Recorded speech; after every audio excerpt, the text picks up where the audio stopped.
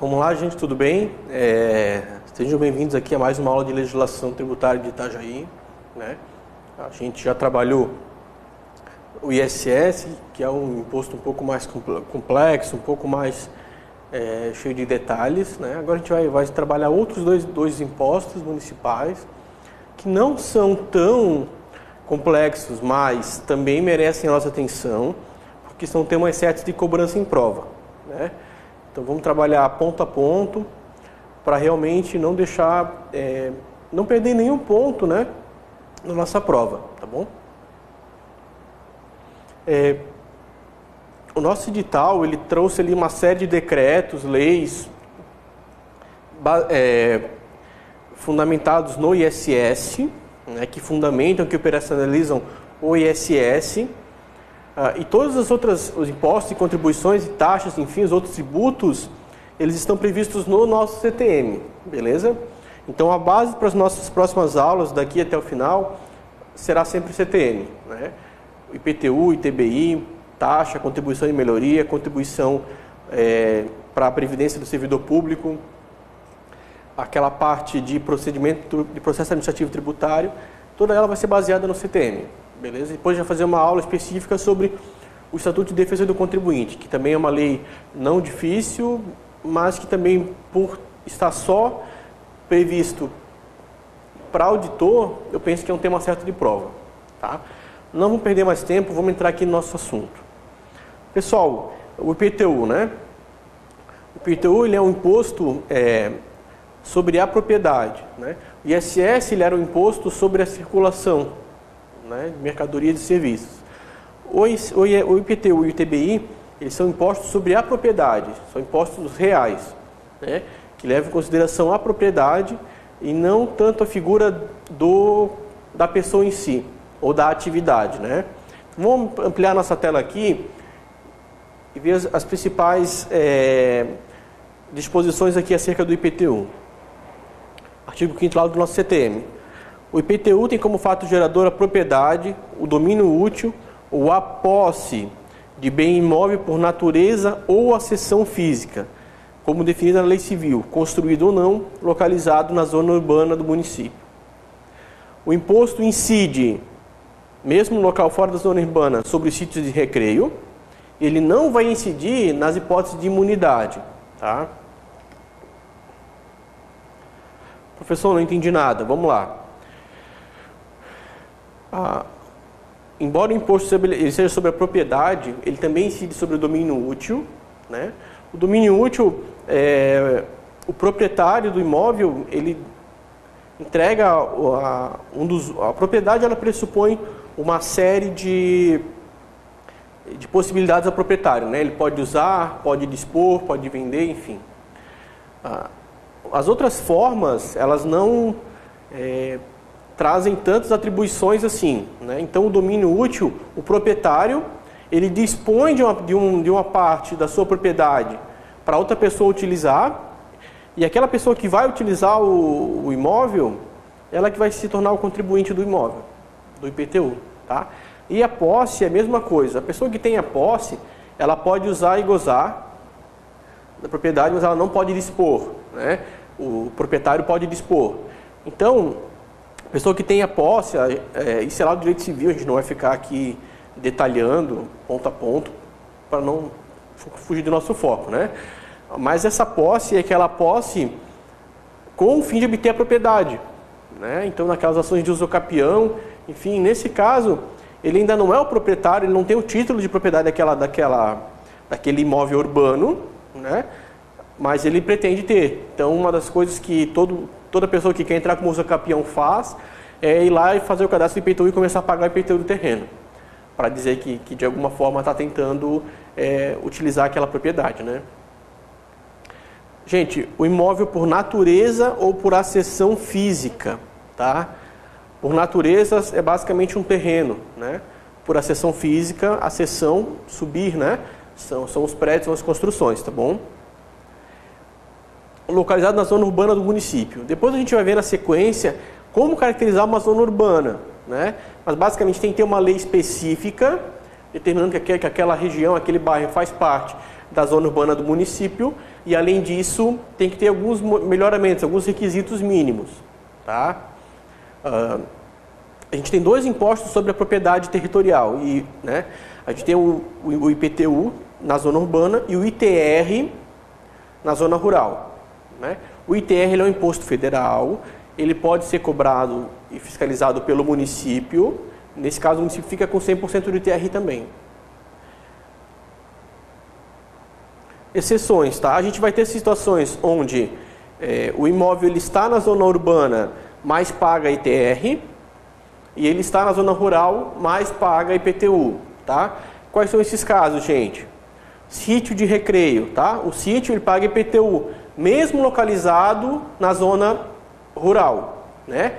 E aquela propriedade destinada à extração, à produção, a agroindústria, enfim, a produção extrativa, vegetal, a produção, a pecuária, enfim, aqueles usos agrícolas da propriedade, fazem com que ela seja tributada pelo ITR, mesmo que ela esteja localizada dentro da zona urbana, tá? Então, a gente vai colocar, por exemplo, uma fazenda dentro da zona urbana, né? Então, na lei municipal vai dizer, o bairro Espinheiros pertence à zona urbana do município. Mas lá no bairro Espinheiros tem uma propriedade, uma fazendinha lá, que trabalha com produção de gado, enfim. Mesmo localizado naquela dita zona urbana, né, se configura uma propriedade rural, tá bom? Então é importante essas duas situações, né? O sítio de recreio, que é urbano mesmo estando no rural, e a propriedade com uso agrícola, que é agrícola mesmo estando no urbano, beleza? Ele não vai incidir nas imunidades, né, gente? A gente sabe as imunidades, né? A imunidade recíproca, né? Então, um imóvel de propriedade da União, ele não vai pagar IPTU, né? A imunidade religiosa, então um terreno lá da Assembleia de Deus não paga IPTU, né? São esses casos de imunidade, né? E lá no 12b, ele fala exatamente o que eu tinha acabado de falar, né? Não será devido o IPTU, né, do imóvel que, mesmo localizado na zona urbana, seja utilizado comprovadamente em exploração extrativa, vegetal, agrícola, pecuária ou agroindustrial, devendo, para tanto, fazer anualmente requerimento por escrito, tá, gente? Então, gravem esses dois casos, né? O sítio de recreio e a propriedade de exploração agropecuária, tá? Agropecuária, agrícola, extrativa, né?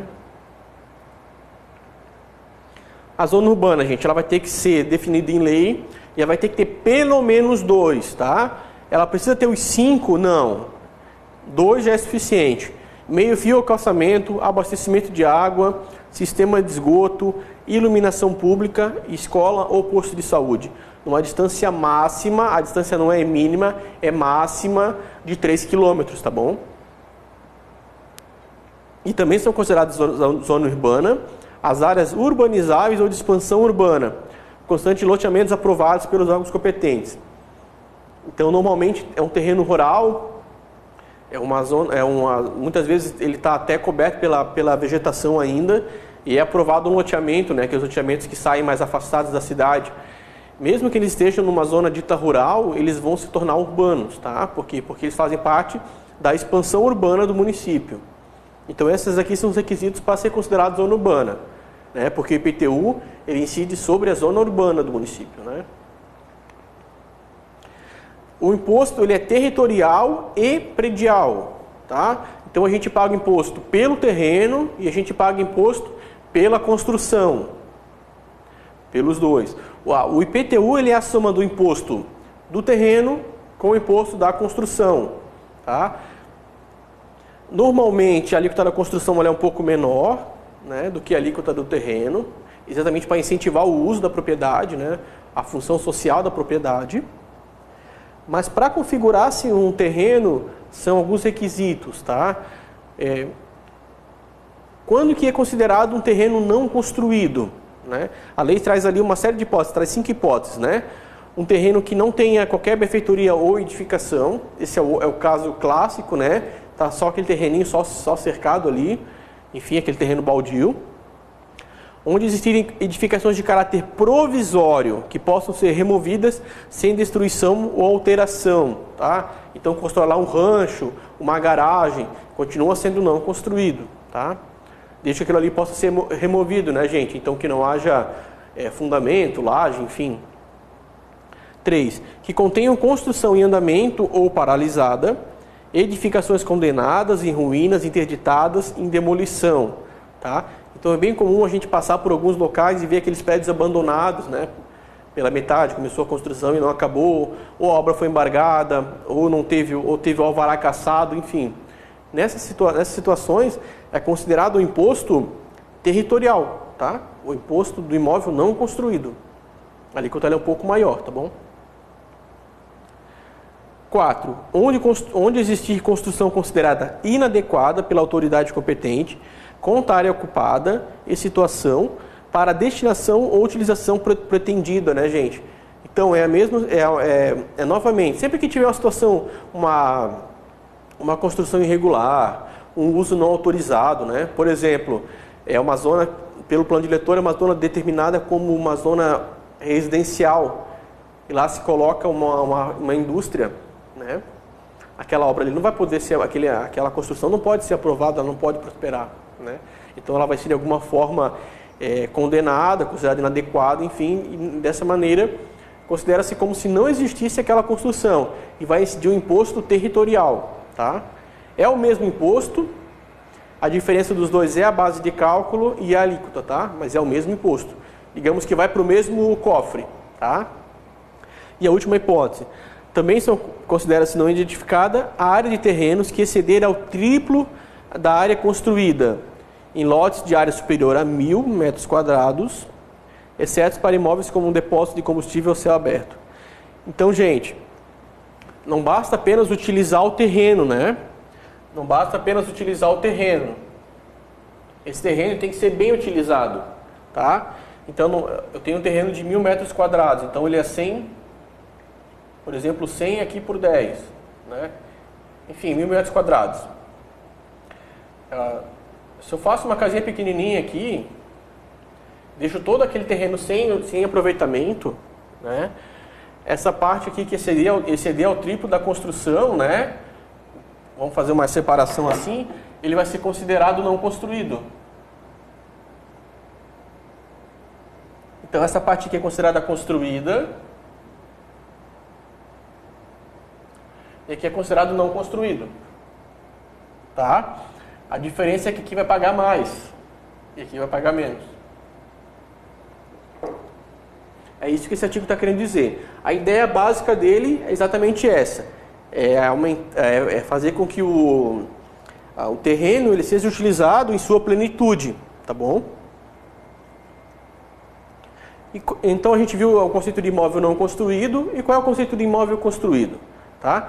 Para efeitos do IPTU, né, considera-se construído todo imóvel no qual exista edificação que possa servir para habitação, uso, recreio ou para exercício de qualquer atividade, lucrativa ou não, seja qual for a sua forma ou seu destino aparente ou declarado, tá bom?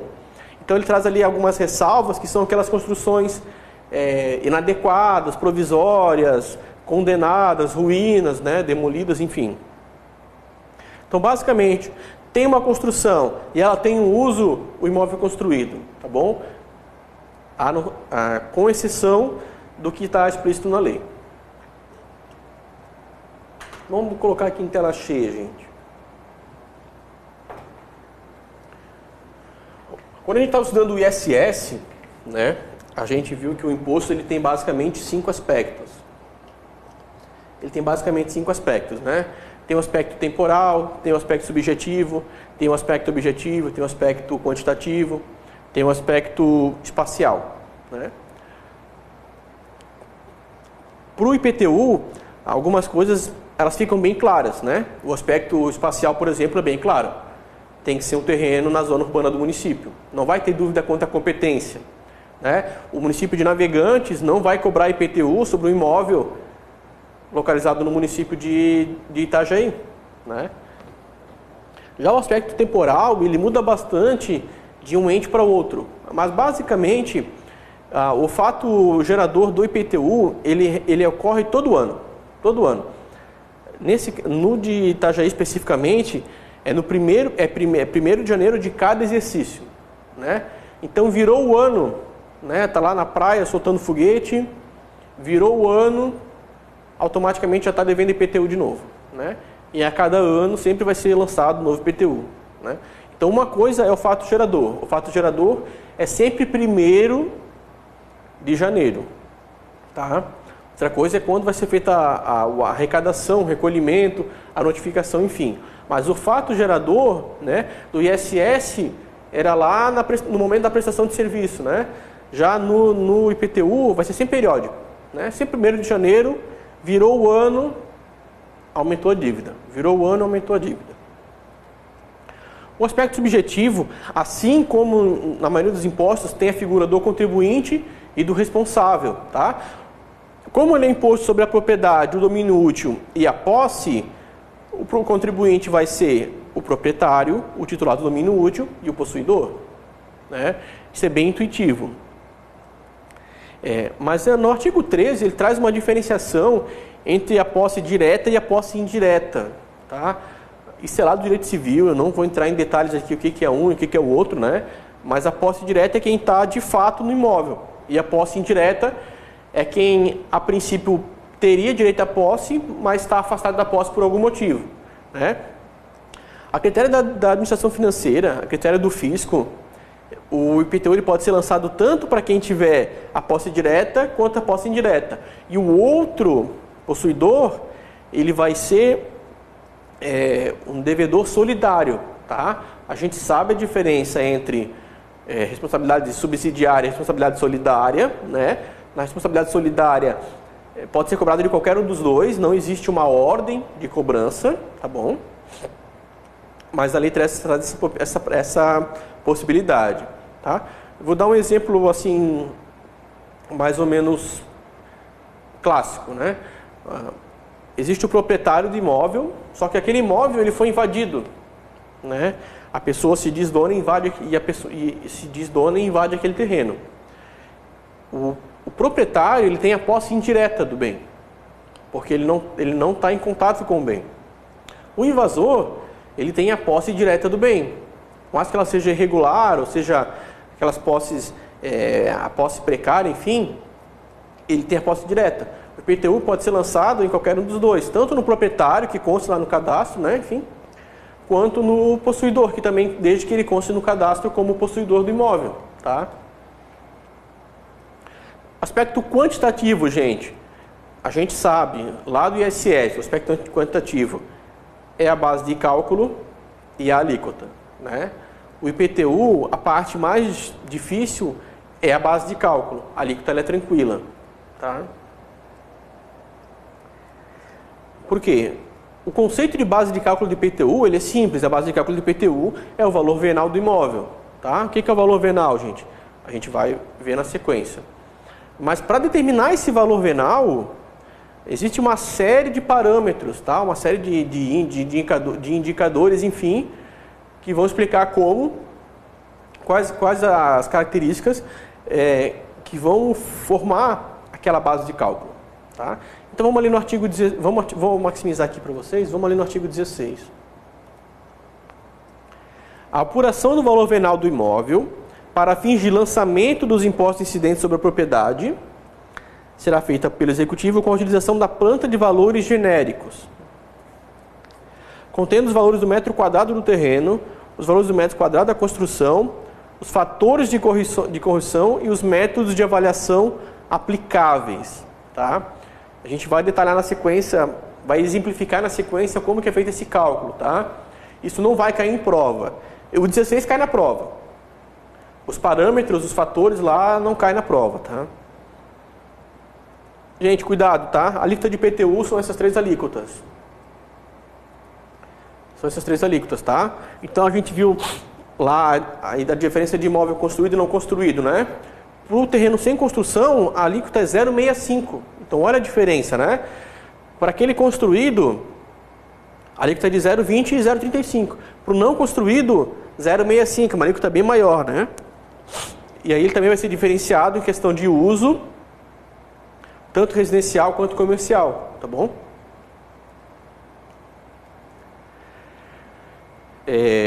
Então eu expliquei que no IPTU a alíquota ela é simples, né? São só essas 3 alíquotas. O difícil é estipular a base de cálculo, né? Porque a base de cálculo vai ser o valor venal. Esse valor venal, ele vai ter um valor venal para o terreno e vai ter um valor venal para a construção. Para a construção, tá? Aqui ele vai dizer qual é como é que são os valores no aspecto geral, e depois ele vai detalhar, a lei, no caso, o CTM, né, vai detalhar como fazer tanto do terreno quanto da construção, tá? Vamos lá no 17. Os valores unitários do metro quadrado do terreno de construção serão determinados em função dos seguintes elementos, tá? Gente, isso aqui é importante, né? Preço médio corrente das transações, tá? Porque a ideia do valor venal é sempre ele se aproximar o máximo possível do valor real do imóvel, né? Então, às vezes, o valor venal ele está lá no IPTU, por exemplo, no cadastro de IPTU como R$60 mil, e os imóveis da região estão sendo negociados por R$200 mil, né? Então, essa diferença, ela não deve existir, ela deve ser sempre o mais perto da realidade possível, por isso que são sempre atualizados esses valores, tá? A planta genérica de valores, ou a planta de valores genérica, enfim, ela é uma lei, um decreto, né, que atualiza todos os parâmetros para a gente chegar o mais perto possível do valor real daquele imóvel, tá bom? Não é o valor de mercado, ela tem que se aproximar desse valor, beleza? Então, um dos parâmetros é o preço médio das transações, tá? As características da região, então a gente vai ver que tem diferença, por exemplo, para a região de Itajaí, tem região que alaga, né? Então, para essas regiões que alagam, tem um fator de correção que baixa esse valor do venal do imóvel, né? Regiões mais altas, regiões, enfim, são vários parâmetros, né? De diferenciar, por exemplo, uma rua se ela for asfaltada, se ela for uma rua de barro, for uma rua com calçamento, né? Isso também diferencia. Característica do imóvel, né? Então, uma casa de madeira existe um fator, uma casa de alvenaria existe um fator, uma casa geminada existe um fator, um apartamento existe um fator de correção, tá bom? A declaração do contribuinte, desde que aceita pelo órgão competente, então ele vai lá e pro IPTU não vale tanto isso, tá? Mas pro ITBI ocorre bastante. O sujeito passivo quer fazer a transferência de imóvel, ele vai lá na prefeitura e declara o valor venal daquela negociação. A prefeitura pode aceitar ou não, né? Ah, eu comprei um apartamento aqui, paguei R$110 mil, está no contrato. A prefeitura fala, não, tu pagou R$110 mil, mas o valor venal desse imóvel é R$150 mil. Então vai ter que pagar o ITBI sobre os 150, tá? Outros elementos informativos obtidos pelo órgão competente e o CUB, né, gente? O CUB ele é o custo unitário da construção por metro quadrado, né? Então ele vai ser um indicador para o cálculo da construção, né? E o cálculo da construção, lá da alvenaria, do tamanho de número de quartos, número de acabamento da casa, garagem, enfim, vai levar em consideração esses indicadores, tá? Então esses são fatores que contribuem para o cálculo dos indicadores, tá? Os indicadores são outros. Do terreno, gente, o valor venal do terreno resultará da multiplicação da sua área, né, pelo valor do metro quadrado. Isso é bem intuitivo, né, gente? Isso vale para os dois. Vai ser a área vezes o preço do metro quadrado. Aqui vai ser a área vezes o preço do metro quadrado. Então isso aqui não vai mudar. A alíquota também não muda. O que muda é isso aqui, ó, é o valor do metro quadrado. Tá? Isso aqui é o que muda no IPTU.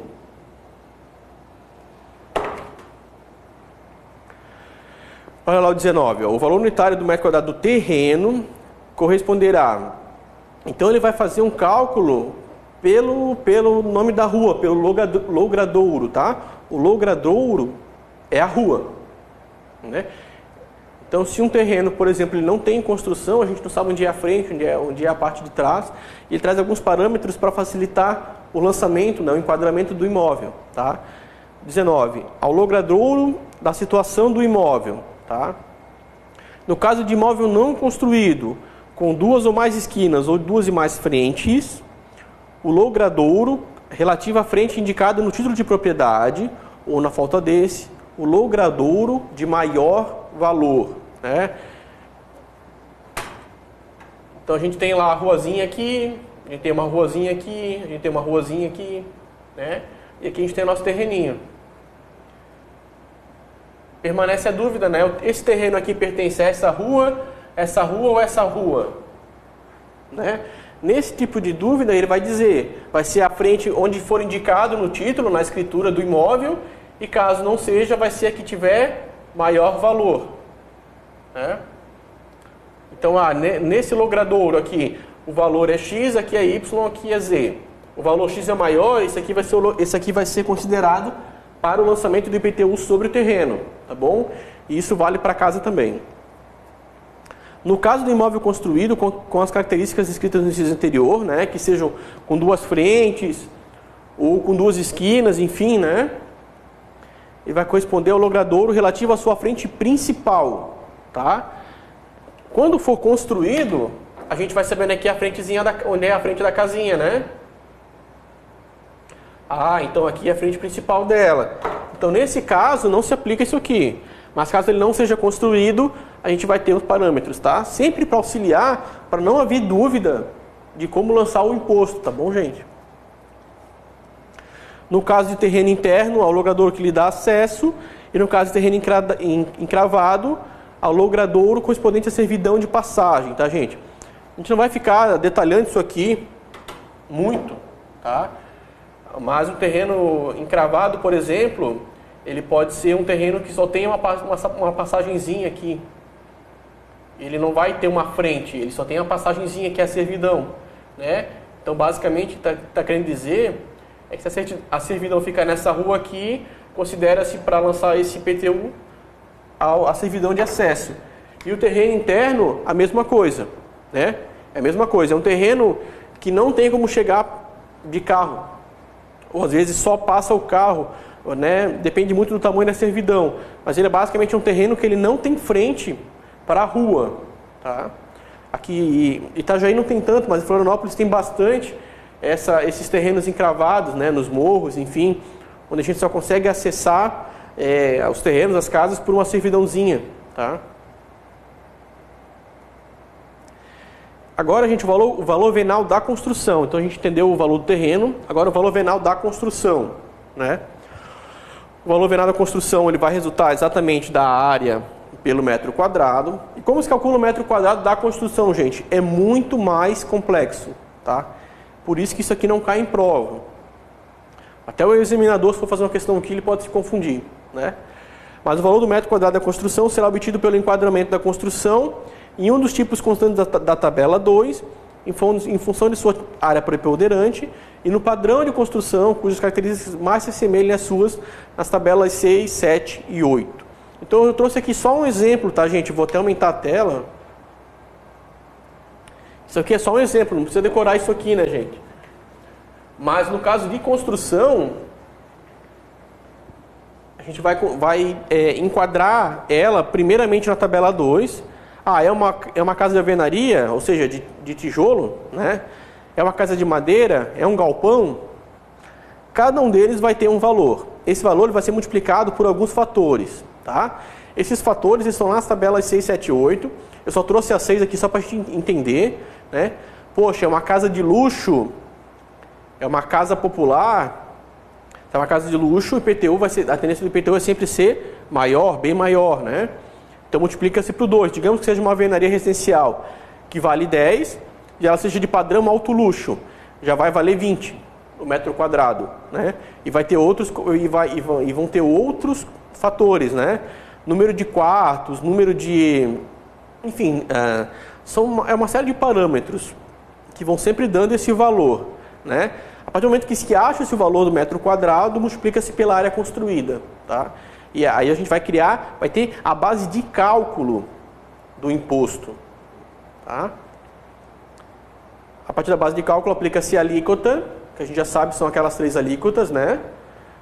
0,65, 0,2, 0,35, e acha-se o valor do IPTU anual. Tá? Então é um cálculo um pouco complicado. Mas havendo o enquadramento da residência, fica fácil. Depois é basicamente atualizar os valores. Tá? O valor venal do imóvel construído vai ser apurado pela soma entre o valor do terreno e o valor da construção. Tá? Foi que a gente já conversou sobre isso, né? Então vai ser o valor tanto da construção quanto do terreno, do imóvel construído. Quando for um terreno, só o valor do terreno. O que não é considerado, o que é excluído do cálculo do valor venal? Tá? Lá no artigo 24, gente. O valor dos bens mantidos em caráter, dos bens móveis, né?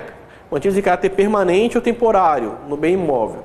Então uma televisão, uma geladeira, enfim, isso não vai entrar no cálculo do valor venal, tá bom? Ele vai levar em consideração as características do imóvel. Não importa se ele está vazio, né? Ou se ele tem lá uma televisão de 50 mil reais. 2. As vinculações restritivas do direito de propriedade e o estado de comunhão.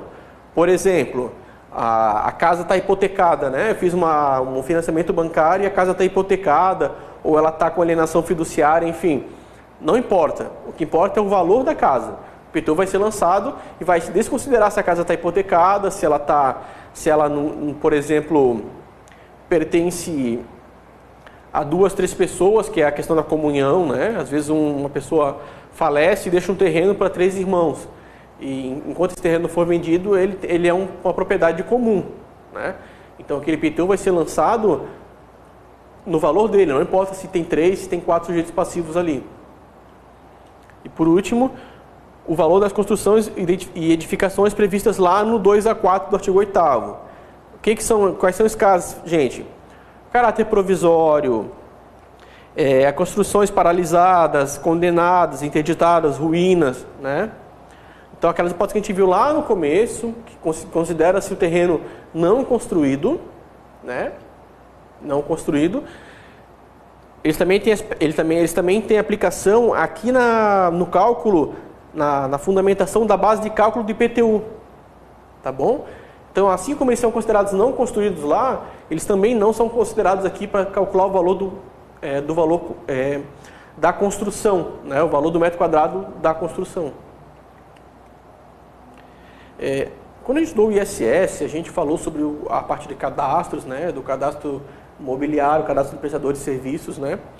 E a gente vai ter também o cadastro imobiliário. Então, todos os imóveis, eles têm que estar inscritos na prefeitura, né? É o famoso cadastro do imóvel que tem lá no carnezinho do IPTU, né? Então, lá vai ter, naquele cadastro vão ter as características do imóvel, né? Se é um terreno, o tamanho do terreno, se é uma construção, o tipo de construção, né? O enquadramento dela, se é alvenaria, se é de madeira, se é uma casa mista, se é um galpão. Se é uma casa de alto padrão, se é uma casa popular, tá bom? Tudo isso vai estar escrito lá no cadastro da prefeitura. Olha lá no 26. Todos os imóveis construídos ou não, então para terrenos também vale, né? Situados na zona urbana do município, inclusive os que gozem de imunidade de isenção. Então, gente, não é porque aquela casa ela pertence à Igreja Universal ou ao Estado de Santa Catarina. Por exemplo, a Secretaria lá da Fazenda do Estado que tem a sede lá em Itajaí, não é por ser isenta ou imune que não tem que ter o cadastro, tá? Uma coisa é o cadastro, outra coisa é a incidência do IPTU. Ela tem que ser cadastrada independente, né, da incidência. Deverão ser obrigatoriamente inscritos pelo contribuinte no cadastro fiscal imobiliário, tá? Então, a gente tem o cadastro de prestadores de serviço e tem o cadastro fiscal imobiliário. Os prazos para o IPTU, gente, são sempre 30 dias, tá? A gente viu lá no ISS uns prazos meio malucos, né? De 70 dias, enfim. Já para o IPTU, eles são prazos mais básicos, de 30 dias, né? Então, a inscrição deve ser feita obrigatoriamente dentro do prazo de 30 dias, tá? Contados da convocação, da demolição ao perecimento. O perecimento é quando a construção, enfim, ela desaba, né? Falando uma linguagem mais popular, desaba, por exemplo, veio uma enchente e leva a casa, né? Então esse é o perecimento. Da conclusão da edificação, da aquisição ou promessa de compra, e da aquisição ou promessa de compra tanto do imóvel quanto da parte desmembrada, tá? E da posse do imóvel em qualquer título. Então, basicamente, todas essas situações aqui, elas são situações que alteram a incidência do IPTU, né? Por alterar a incidência do IPTU, elas têm que ser, de alguma forma, comunicadas à prefeitura, né? Então, o prazo tanto de inscrição quanto de comunicação vai ser de 30 dias, né? Então, poxa, comprei um terreno, ou era um terreno e fiz uma casa, acabei a casa. Para eu ter o habite, para eu poder utilizar aquela casa, eu tenho que ir lá na prefeitura e dizer, ó, esse terreno, que era lançado IPTU sobre o terreno, agora ele é uma casa, vai ser lançado IPTU sobre o imóvel construído, tá? Então a gente viu a inscrição e agora já viu a comunicação. E vale a mesma coisa, tá? O prazo também é 30 dias. E também são as situações que mudam a incidência do imposto. Ou mudam a base de cálculo, ou mudam o sujeito passivo, né? Ou mudam o aspecto de haver, por exemplo, um condomínio, né? Era um terreno, foi construído um prédio. Naquele terreno havia um proprietário. Num prédio agora com 50 apartamentos, existem 50 proprietários de apartamentos e de garagens. Então, tem que ser comunicados. Eles mudam a incidência e automaticamente mudam as características do lançamento do IPTU. Tá? Nas hipóteses de comunicação, que também são em 30 dias, é a mesma coisa, né? O adquirente, quando ele adquiriu o imóvel, tem que ir lá e dizer, ó, aquele terreno agora é meu, né? Então lance o IPTU no meu nome, não mais o nome da pessoa que era antes. O promitente e vendedor, quando houver o compromisso de compra e venda. Gente, o compromisso de compra e venda, né? A pessoa que vai comprar, ela promete comprar. Para a pessoa que promete vender se livrar dessa tributação, né? O contrato de compra e venda ele ainda não foi feito, a escritura ainda não foi lavrada. Então ele tem que ir lá, o vendedor de lá e comunicar, ó, firmei aqui um contrato de compromisso, a pessoa vai me pagar aos poucos, depois a gente vai fazer a escritura da venda, né? Então a partir de agora cobre o IPTU dele. Os tabeliões, escrivães e demais serventuários de ofício pelos atos celebrados entre as partes. Então, poxa, fui no escritório, num ofício de registro de imóveis e lavrei uma escritura, né, de compra e venda, aquilo ali tem que ser comunicado por mim. Mas além de ser comunicado por mim, tem que ser comunicado também pelo ofício, né, pelo tabelionato, enfim. Todos os documentos que alterem essa incidência do IPTU têm que ser comunicados obrigatoriamente pelos tabeliães, tá? Isso também gera penalidades para eles. 4. Pelos oficiais de registro de imóveis, atos celebrados por contratos firmados com força de escritura pública. Então, gente, sempre que houver, né, for lavrado alguma coisa em cartório que mude a incidência de IPTU, tem que ser comunicado pelas partes do negócio, mas também pelo ofício, beleza? Artigo 29. Os fatos relacionados com os imóveis que possam, de alguma forma, afetar o lançamento do imposto, inclusive as reformas, ampliações e modificações de uso, deverão ser comunicados à Prefeitura no prazo de 30 dias. Tá? Então não tem como errar isso aqui, né, gente? O prazo é 30 dias. 31. Consideram-se sonegados à inscrição os imóveis não inscritos no prazo na forma estabelecidos e aqueles cujos formulários de inscrição apresentem falsidade, erro ou omissão. Tá? A partir do momento que eles são considerados sonegados, qual é a consequência disso, gente? A nossa aplicação de multa, né? O nosso auto de infração. Então aqui caracteriza a infração. O lançamento, gente, a gente viu que o fato gerador, ele ocorre sempre dia 1º de janeiro, né? Mas uma coisa é o fato gerador, outra coisa é o lançamento, né? O lançamento ele é anual e ele é de ofício. O ISS ele era lançado por homologação ou de ofício, né? Já o IPTU só de ofício. Ou seja, o sujeito passivo não participa, ele só recebe o carnezinho, né?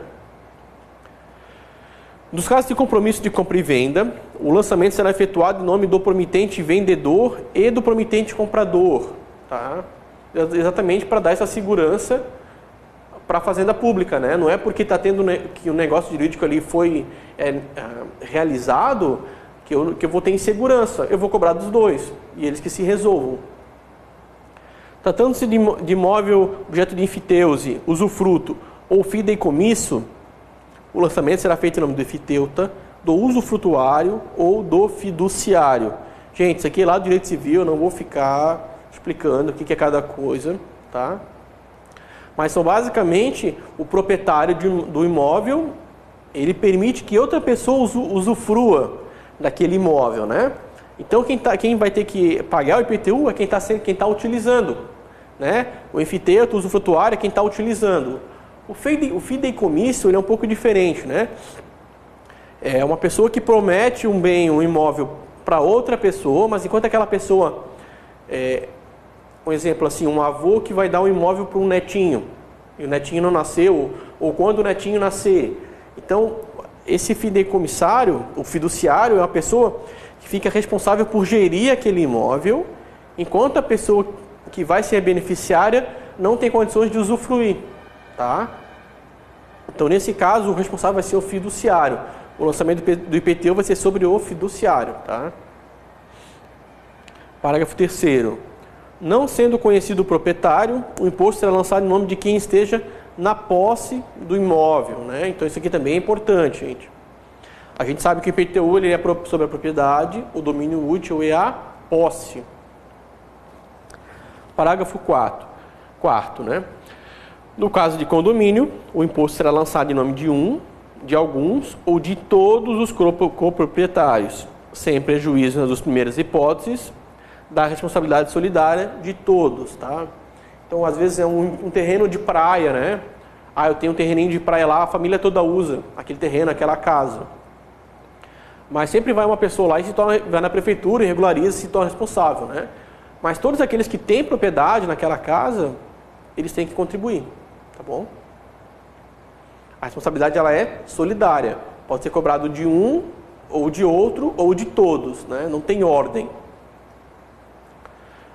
Importante, gente, o valor mínimo, tá? O valor mínimo do IPTU é 0,1 UFM, né? Então é 10% da UFM, né? A gente sabe que ela é R$ 175, então o IPTU mínimo é R$ 17,50. Não importa a característica do imóvel. Pode ser um terreno pequenininho, numa região ruim, numa região alagadiça, numa estrada de barro, enfim. O mínimo vai ser esse valor aqui, tá? Um valor bem baixo. A diferença nominal entre o crédito tributário do IPTU do exercício de lançamento e do exercício anterior fica limitada a 15% e a 20%. Gente, isso aqui é na hipótese de haver a atualização da base de cálculo, tá? Então, o valor venal do imóvel hoje era 50 mil e passou para 1 milhão, né? O IPTU era R$300 e passou para R$5.000. Então, para coibir essa prática, até para dar uma segurança para o sujeito passivo, essa atualização ela sempre vai ficar limitada a 15% se for um imóvel edificado e a 20% se for um imóvel não edificado, né? Então, se for 5 mil, um terreno, no máximo, vai para 6 mil, né? No máximo 20%. A arrecadação, tá? Isso aqui também é importante, isso aqui cai em prova, porque no IPTU o que tem para cobrar é isso aqui, né? Ele pode ser feito de uma parcela ou em até 10 parcelas, tá? Não são 12, são 10. Tem desconto? Tem. Até 15 de fevereiro, 20%, até 15 de março, 10%, né? Caso faça o pagamento integral. E olha o parágrafo único interessante. Ao contribuinte que pagar IPTU nos prazos de vencimento, será concedido desconto de 10%, não cumulativo, sobre o valor do IPTU lançado no exercício seguinte. Então, olha que interessante, né? Poxa, eu paguei meu IPTU em dia todo ano em 2019. Em 2020, eu vou ter 10% de desconto, tá? Ele fala que é não cumulativo, porque, por exemplo, eu tenho um desconto de 20% se eu pagar até 15 de fevereiro. Eu não vou ter 20% mais 10%. Ele é não cumulativo. Então, se eu não tenho nenhum desconto, eu tenho esse 10%. Tá? Se eu tenho um desconto maior, eu utilizo o desconto maior. Beleza? Algumas penalidades, tá, gente? As penalidades aqui, elas não são apenas para os proprietários responsáveis, tá? São para todos os envolvidos. Então, a multa de 20% para aquele que atrasar o pagamento, né? deixar de efetuar, desculpa, multa de 20% para aquele que deixar de efetuar a inscrição, a gente viu aquele prazo de 30 dias, né? Então não fez a inscrição no prazo de 30 dias, multa de 20%, tá? É sobre o valor total do imposto. E multa de 30% aqueles que recusarem a exibição dos documentos necessários à apuração, ou embaraçarem a ação fiscal, ou não atenderem as convocações, tá? Então a gente grava que a multa mais grave é de 30%, e exatamente naqueles casos de recusa, de embaraço, ou de não atendimento à convocação. Isenções, tá, gente? Será que cai em prova isenções, gente? Despenca em prova, tá? Então, quem é isento de IPTU? Gente, quem é imune? Imunidade é uma não incidência prevista lá na Constituição, né? Tem a imunidade recíproca e a imunidade religiosa. Os isentos, eles podem a qualquer momento ser tributados, desde que a lei mude. Então, essa isenção ela é prevista na lei, né? Mudando a lei, muda a incidência. Casos de isenção de IPTU, ex-combatentes. Segunda hipótese, aqueles que possuírem renda inferior a 3 salários mínimos e possuírem então somente um veículo automotor de modelo e fabricação não inferior a 10 anos, tá? Excluídas dessa definição as motocicletas até 125 cilindradas. Então, gente, são todos requisitos, né? Então eu tenho que ter até R$3.000 de renda familiar, tá? Então soma o marido, a esposa, os filhos, R$3.000, 3 vezes o salário mínimo, né? Então hoje em dia dá quase R$3.000. E ele pode ter o veículo, desde que o veículo seja um veículo velho, né, gente? 10 anos, a fabricação dele é lá de 2009, já é um veículo um pouco mais velho, né? Mas a motoca, de até 125 cilindradas, não importa o ano, pode ser uma motoca do ano. Né? Ela não vai desconfigurar, ela não vai tirar isenção, tá? Essa isenção ela não é automática, a gente já tem que ser requerida, né? 3. Os imóveis com área construída até 50 metros quadrados, ou seja, são imóveis pequenos, né? Destinados exclusivamente à residência, edificados em terrenos de até 200 metros quadrados, tá, gente? Então, são casas pequenas, em terrenos pequenos, tá? Destinados à residência. 4. Os proprietários de imóveis de áreas de preservação permanente ou zona de preservação permanente, né? As APPs e as EPPs, que não poderão ser utilizáveis ou aproveitáveis. Então, gente, alguns imóveis, eles estão numa área onde eles não podem, né, a gente não pode desmatar, não pode construir, ou tem que deixar uma área, tem que deixar aquela área intocada, não pode mexer naquela área. Nesse caso, essa parte que ela é inutilizável, ela está isenta de IPTU, tá? Não é o imóvel todo, são as áreas inutilizáveis, tá? E por último, os imóveis tombados, tá, gente? Isso é lá do direito administrativo. Mas os imóveis tombados são aqueles que têm algum interesse histórico-cultural, né? Então, onde era, por exemplo, onde foi a prefeitura antiga do município, um museu, uma região de conservação histórica, aqueles imóveis são tombados, né? Quando tem o tombamento, a utilização, a construção, a reforma, enfim, elas são limitadas. Qualquer modificação tem que ser autorizada pelo poder público, tá? Pelo patrimônio histórico. Então, como ele tem uma restrição de utilização do imóvel, nada mais justo dele ser isento do IPTU, tá? Então fiz aquele nosso resuminho, né? Vamos aumentar a tela aqui. A gente tem ali o fato gerador, não incidência, o momento do fato gerador, o sujeito passivo, responsável, né? O aspecto quantitativo, né? A base de cálculo, a apuração do valor venal, né? A gente as 3 alíquotas. Como se apura o valor do metro quadrado do terreno e da construção, né, gente? O que está incluído, o que não está incluído, quais são os critérios para diferenciar. Quando que é feito o lançamento, né, gente? O lançamento ele é sempre anual e ele é de ofício, né? Os limites, o valor mínimo, né, o valor máximo de reajuste do IPTU. Os descontos, né, as penalidades. E por último as isenções, tá? Com isso a gente vai concluir aqui com isso a gente conclui a parte de teórica de IPTU. A gente volta posteriormente com exercícios, tá? Para fixar, principalmente as isenções, as alíquotas, as hipóteses de multa, tá? E a gente retoma logo em seguida.